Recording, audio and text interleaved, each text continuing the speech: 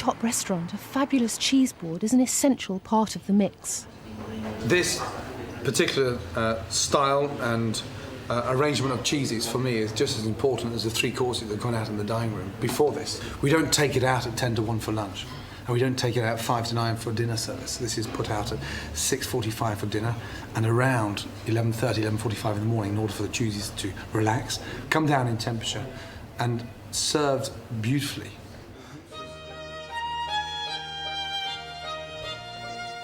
Gordon's cheese supplier is Eric of La Fromagerie.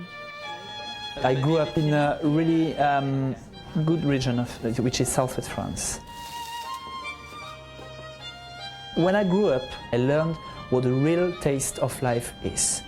So when I came in England, that's 4 years ago now, I started to bring the cheeses I knew before in here. We probably stock like 200 kinds of cheeses during the year. We try to be seasonal as possible. We try to get cheeses, it depends on the season we have, so they're not all available all year, which is a good thing too, because like this you make your taste buds turning during the year all around. All our cheese come from a very small farm, very small production, because it's something we refuse to do. It's working with a big industry. We're not interested to buy a big quantity of cheeses. We're interested to buy quality, a big quality of cheeses.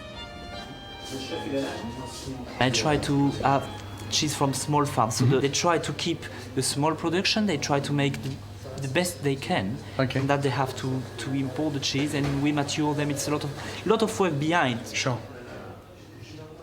If a chef serves a spicy food, I will advise something like the époisse Homard de Bourgogne, which is quite strong, washed rind cheeses, spicy, which will match with the spicy food he will serve. If someone serves like a nice light meal, really French, but more like in southwest or southeast of France meal, I might advise some of the goat cheese. We have quite a larger selection of goat cheese during the year, and maybe something like bloomy crust as a coulommiers, camembert, Saint-Félicien, explorateur or other. Italian restaurants, what they want is the same thing. They want Italian cheese board. So we have to supply pecorino, we have to supply parmesan, fontina, montasio, and all those cheeses. Club or restaurants which more like traditional English food, I will supply them a good cheddar, I will supply them a nice large range of English cheeses from all over England. All the people I'm working with are trustful people. They are people I know the way they work, I know the way they make their cheeses, they're passionate about which kind of milk they work, which kind of life they have, because that's an important point too. And which kind of cheese we're looking for from them. This is a good friend of mine I know for like nearly 15 years. It's someone absolutely wonderful about cheese, which is in Poitou, southwest France, and it's like, from his father, it's like a century that make cheeses. It's a very small family on a very small production. And they do this goat cheese with heart and bush and things like that.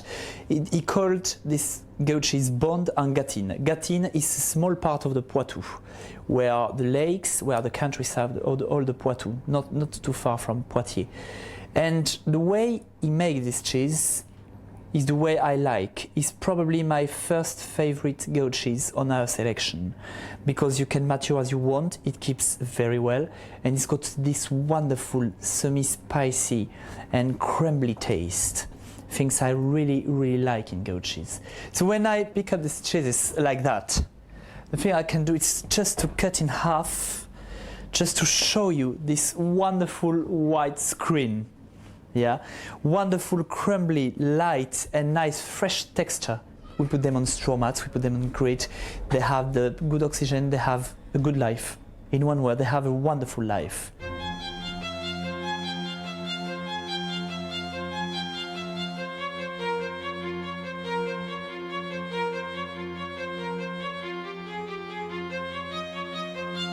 Eric mentioned earlier that he deals with small suppliers only, so therefore he gets the best of the best. He doesn't go to large corporations in France where they produce thousands of chefs every day. It's something that they mature 20 or 30 cheeses only that particular morning, and Eric buys them from that man. It reminds me of a very similar setup that I have in my kitchen when I buy my foie gras. I buy it directly from France, and I use one farm only, a very small producer of foie gras, which is consistent, obviously extremely expensive, but the quality that we're getting throughout, every day, day in, day out, is paramount. I try to sell cheeses you can't find anywhere else. Now I will pick up a cheese which is, for me, it's like a gold bar, I could say. It's one of my favorite cheese. It's coming from close to my region, in southwest France. That's a sheep's milk cheese. They make in Pyrénées-Atlantique, close to Pau, Pays Basque. Okay, this cheese is centuries and centuries of tradition and made. This cheese is absolutely wonderful. It's oily, it's quite strong, it's always creamy, and it's lovely, lovely smell out of this cheese. You really smell like you smell the countryside. This cheese, the farmer who makes it, it's absolutely unbelievable. He's living like in 16th century, I could say. He's living up the mountain. He has like 10, 20 cheese a day he make. And when he has his cheese make, he has to mature them, but he doesn't have the proper cellar. He has to go down the valley. For this, he take his donkey, he put all these cheeses on, and he's going down the valley to sell his cheeses on the cellar, or they're gonna mature and sell later. To have those kind of cheese is probably doesn't exist anymore. So that's for me is gold. And when I sell a piece of this cheese, Osso, that's the name, Osso, when I sell a piece of Osso to my customer, I'm very happy and very brave to say this is one cheese you can find anywhere else in England. This is one cheese you should have on your cheese board. This is something you really, really enjoy with a good wine like Jurançon or Madeira wine. Here, I might say we are in heaven. This is the place all the cheeses you saw before, say, grow up and get the nice life I want to give them. All the cheeses, this is a very tiny, small place, but this is where the cheeses go quietly in maturing. All the cheese we receive arrive fresh, so they're going to pass through different steps before they get in a shop. That means I will try to make the affinage, which is bring the cheese from a fresh state to the mature one, or ripe, or maybe hard, or maybe semi-dry, or things like that. Unfortunately, the supermarkets in today's world are inundated with pasteurised, farmed, large cheeses. Obviously Brie, Camembert, but they don't have and hold that quality of the individual small producer. It's mass production, not catered for or tempered for properly, and is nowhere near to the standard that we're having here. I mean, you certainly don't supply cheeses to supermarkets, do you? I wouldn't. In any case, I wouldn't, because on the matter we work, you mature the cheese, yes, and the supermarket can do that. This is old washed crust cheeses. Washed crust because I wash them with different alcohol, either wine or marc or cider or beer or other alcohol, eau de vie sometimes. All the Chambertin, Livarot, Pont-l'Évêque, Münster, Reblochon, Maroilles, and all those cheeses coming mainly from north of France, they all been washed yesterday. Here, the second steps will be all the bloomy crust, bloomy rind, because a mushroom, natural mushroom, nothing is added on, will develop on the ambience of the cellar. We always keep this cellar 13 degrees Celsius, 12, 13, and 80 to 90% humidity. We always can change the rule a bit. It depends the season of the cheeses. All the bloomy rind as a coulommiers, chaours, explorateur, Bria-Savarin, why they are so wonderful, why they're so pretty to see, because I mature them first on wood shelves. who people grew up some cheddar in. They matured some cheddar cheese. Then I took this wood shelf and I put some straw mats, natural straw, on natural swan. And this is help to develop the mushroom I want, like this explorateur. He will arrive fresh, and with the ambience and a straw, he will develop all this nice and thin, bloomy crust around. The thing we do in our shop, we advise customers. All the customers step in the shop, have a look on cheeses. We advise them to say, okay, this is the cheese I recommend today because that's ready, that's creamy, it's going to be perfect for your dinner tonight. And you can't find this kind of service first in the supermarket. They have a pile of cheese and they have to cut the cheeses out. Sure, of course. And they don't mind if you have need for dinner, if you need for tomorrow and in 2 days. That's your problem. But us, we try to care to see if the customer wants a camembert for tomorrow night. Yes. We're going down the cellar, choose a camembert which will be ripe tomorrow night. Yes. That's the big So difference. it's almost like having a piece of cheese made to measure. I'm going to wash the vacherin now, this wonderful cheese. So I will put just a drop of wine like this on the cheese. And then I make it turn around to put the wine around the bark, who makes all around the cheese damp and nice. And then with my hand, I can start to wash like this. You see, I display all the wine all over the crust there. And I make it like a nice paint. And I make it like, you know, a wonderful, wonderful piece of cheese, nicely washed, with wonderful smell and wonderful taste at the end. We spend a fortune. We never make money on cheeses. It's a service that we break even on only. Latanis, for instance, we can't take 3 portions off that and then put this little small, minute slice of cheese on there tomorrow lunchtime. We've got to start with a fresh one.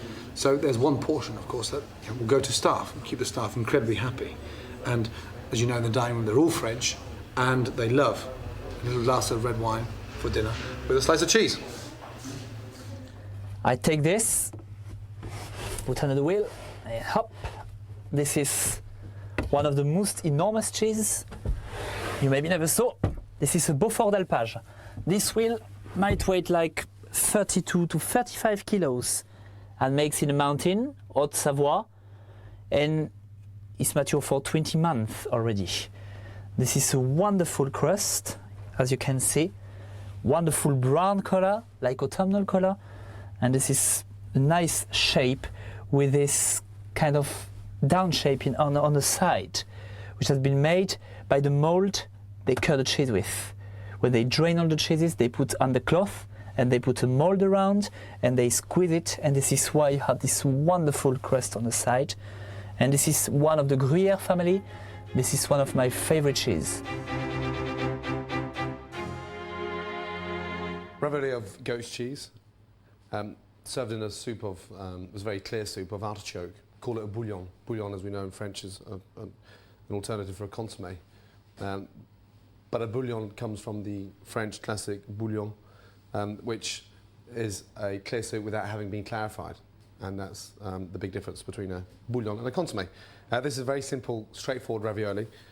Great when we've got those really nice vegetarians. You know those vegetarians that never give you any time, any notice? They just turn up on the day and expect you to come up with some wonderful vegetarian creations.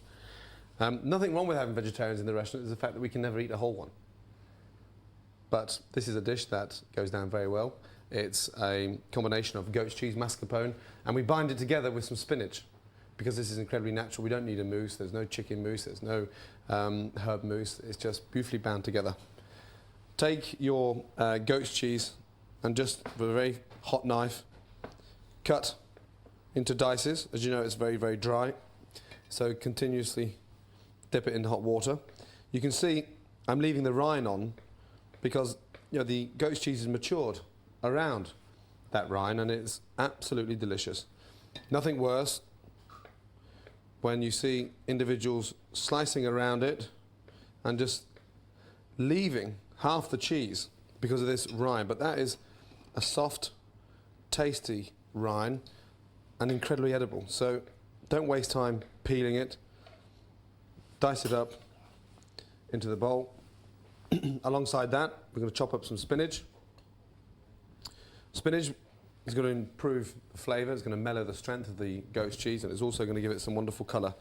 So just chop the spinach like so. Straight into the bowl. And then just to mellow the flavours and to make it somewhat more better textured, we're going to add a tablespoon of mascarpone cream cheese. And then we're going to leave that above the heat for about 4 or 5 minutes just to soften. By the time it's softened, it's going to bring it back together. And we're going to shape this into a ball, or we can put it into a piping bag, and we're going to shape this into our raviolis. Herbs, some fresh chopped basil, some flat parsley and some chervil. And then finally, just to give it some really nice flavours of onion, some wonderful fine chopped chives. Most important thing about this is that we don't season it. As you know, the content of salt within a goat's cheese is incredibly strong. We've smoothed the whole filling out with the mascarpone cheese, and it's going to be bound together with the spinach. Just lightly pat it together and just leave in a warm place for 4 or 5 minutes to let the goat's cheese start to almost become a fondue. And then we're going to bring it back together, shape it into a ball, refrigerate it for 3 or 4 minutes, and then make our raviolis from there. Now that it's rested and come together, it's time to shape it. And we just want to shape these really nice balls, like so. Don't overwork it. That size, tablespoon size, is fine. Maybe as the main course you may want to make them, slightly bigger, but there's nothing worse than having too big of raviolis, because then you run the risk of having it, completely saturated in case of a leak inside that ravioli. So that's a nice size, and it's great to have 1 or 2 as a starter, maybe 3 or 4 as a main course. So we're going to set that in the fridge now for 3 minutes to become nice and firm. The firmer they are, then the easier it is to work with the pasta. If we started making that now into the ravioli, and we start to work and stretch the pasta nice and thin, it will become flat, and there's nothing worse than a flat ravioli. It's unappetizing, it doesn't look great, and there's a skill in making a proper ravioli that's completely round, and that's why we're going to set them in the fridge for about 3 or 4 minutes, become nice and firm, and then put them in between the pasta. Pasta not too thin, because we don't need to cook the filling inside, because because it's cheese, it's obviously doesn't need to be cooked, but at the same time we want to be incredibly careful of the fact that we don't have slight hole inside this ravioli.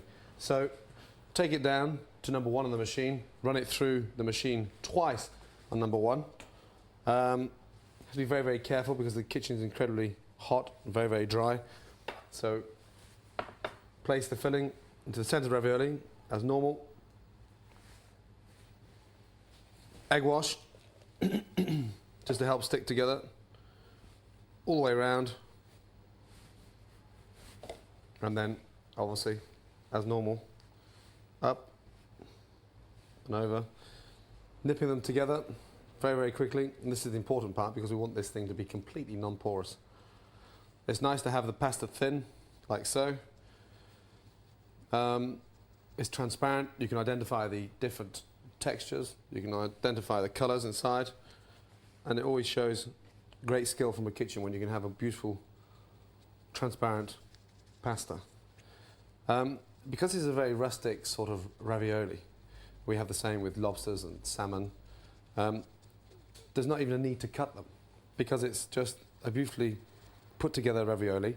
We're not looking for something that looks really, really pretty. It's just a very rustic, straightforward ravioli. To be stuck together with a slight egg wash. We're going to leave them there for about 2 minutes, then we're going to blanch them in boiling water for 30 seconds. Out of the boiling water, straight into ice water, then set in the fridge, ready to serve. The reason we do this is to make sure, as an insurance policy, they don't leak. I know one chef called Raymond Blanc, somewhere in the countryside, freezes them straight like this, and it causes cracks on the surface. So therefore, when you come to cook them from frozen, as you know, it bursts. And I think they're now starting to send the mousse separate from the ravioli. 30 seconds into boiling water, and then straight into ice water to really set that pasta again. So there, like so.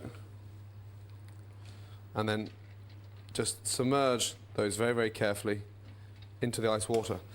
What that will help to do now, being inside that ice water, it will retain the shape going back to this beautiful round ravioli as opposed to this flat, horrible, unappetizing ravioli. Then it's going to be put back in its stock, the bouillon as we know, made from the artichokes, reheated in that, serve a little garnish, and then finished with a very nice hint of fresh truffle oil.